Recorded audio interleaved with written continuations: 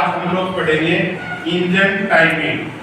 Engine timing क्या होती है और किन किन के बीच में टाइमिंग सेट की जाती है और उसका क्या फायदा होता है उसके बारे में हम पढ़ेंगे।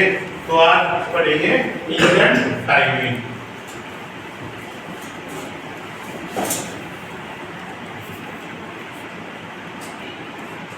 टाइमिंग दो चीजों के बीच की क्रिया होती है। दो चीजों को एक समय पे काम करवाने को टाइमिंग कहते हैं। वो दो चीजें कौन सी होती हैं?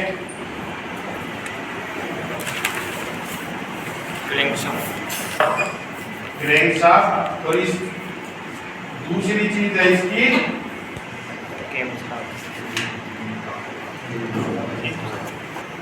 ठीक है, क्रैंकशाफ्ट और कैमशाफ्ट, इन दोनों के बीच में टाइमिंग प्रयोग की जाती है।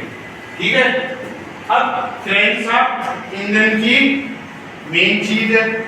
इसके द्वारा क्या क्या पार्ट चलते हैं और इसके द्वारा क्या क्या पार्ट चलते हैं हमें पता होना चाहिए। क्रैंकशाफ्ट के द्वारा चलता है पिस्टन। क्रैंकशाफ्ट के द्वारा क्या चलता है? पिस्टन चलता है। ठीक है, कैमशाफ्ट के द्वारा क्या क्या चलता है?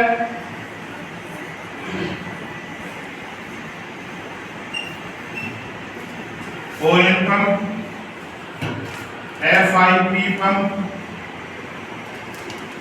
तीसरा है डिस्ट्रीब्यूटर।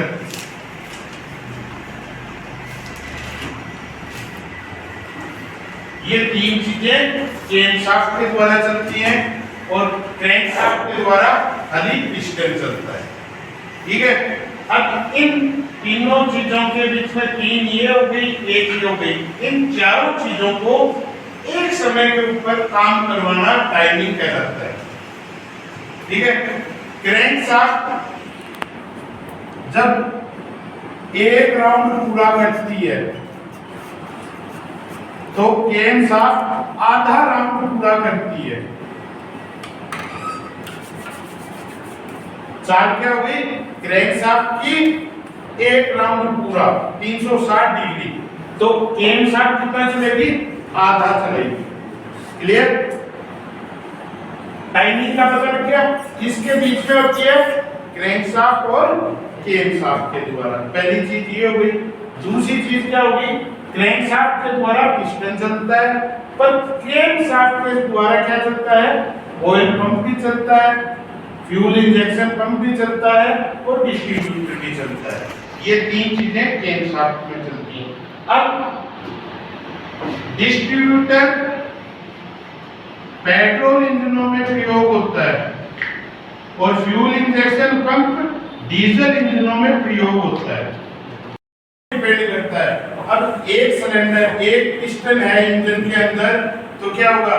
इसमें हमें डिवाइडेशन करना पड़ेगा क्या? एक ही पिस्टन है, इस पे डालना, पावर मिली, ये चलता जा क्रैंक में कोई दिक्कत नहीं आएगी। दो सिलेंडर हुआ तो क्या हुआ? इसमें एक ही बार पावर मिली। दो सिलेंडर हुआ उसमें दो बार पावर मिलेगी, तो एक बार इसमें डाल दी, एक बार इसमें डाल दी, दो ही हो गए। अब तीन सिलेंडर इंजन है तो उसमें कितने सिलेंडर हो गए? तीन। उसमें फायरिंग ऑर्डर चाहिए भी, क्योंकि 1 2 3 कंटिन्यू मारेंगे तो इसमें बीच वाले पे पावर ज्यादा लगेगी और ये क्रैक हो सकती है। इसलिए इसको डिवाइडेशन करने के लिए फायरिंग ऑर्डर क्या बनाया?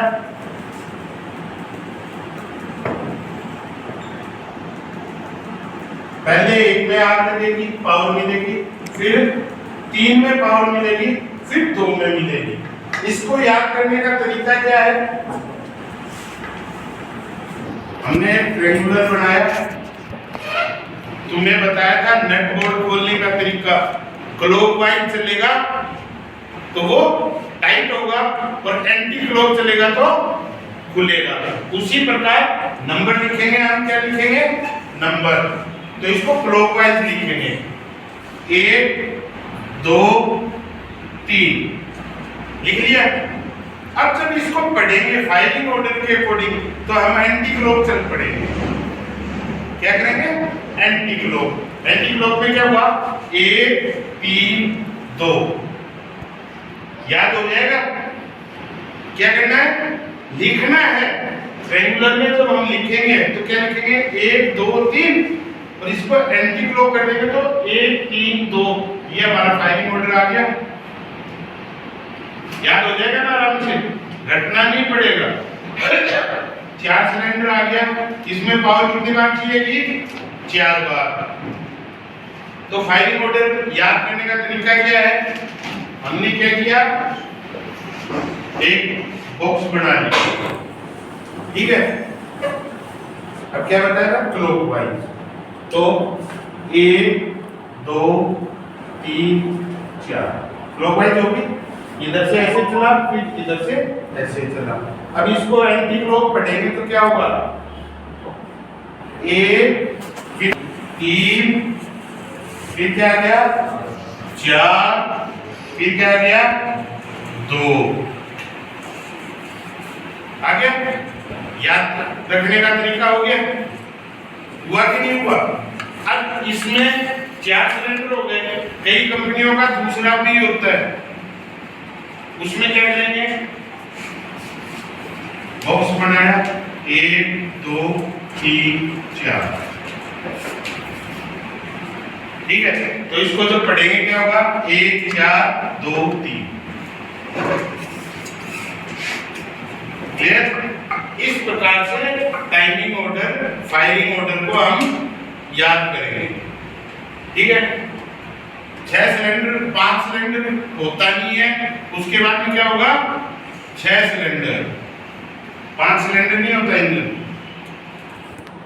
2 पहला 1 सिलेंडर, फिर 2 सिलेंडर, फिर 3 सिलेंडर, फिर 4 सिलेंडर, 5 नहीं होता, उसके बाद में हो जाएगा 6, 7 नहीं होता, उसके बाद में हो जाएगा 8, 9 नहीं होता, उसके बाद में हो जाएगा 10, 11 नहीं होता, उसके बाद में हो जाएगा 12, 13 नहीं होता, उसके बाद में हो जाएगा 14, 15 नहीं होता, उसके बाद में हो जाएगा 16, 17 नहीं होता, उसके बाद में हो जाएगा 18। ऐसे 24 सिलेंडर तक के इंजन होते हैं, ठीक है।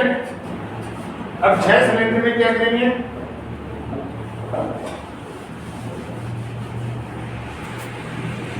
ट्रायंगुलर बनाया, क्योंकि हमारे पास में कितने हैं, 6 सिलेंडर, तो ट्रायंगुलर बनाया, ठीक है। गिनती कैसे लिखेंगे, 1 2 3, सिलेंडर कितने अपने 6, तो एक ट्रायंगुलर उल्टा करके बना देंगे। 6 पॉइंट हो गए ना। अब इसमें जो कैलकुलेशन लिखेंगे, क्या 3 आ गया, 4 5 6, क्योंकि इसको हमने उल्टा किया, तो 4 5 6 उल्टा क्रम लिख दिया, एंटी क्लॉक कर दिया। अब इसकी फायरिंग ऑर्डर पढ़ेंगे तो क्या होगा,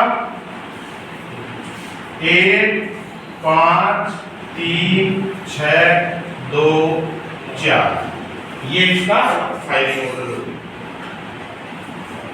ठीक है। अगर दूसरी कंपनी का है, उसका फायरिंग ऑर्डर क्या हो जाएगा, क्लॉकवाइज पढ़ते चले जाएंगे, 1 4 2 6 3 5। ये फायरिंग ऑर्डर याद करने का तरीका है, समझ में आ गया।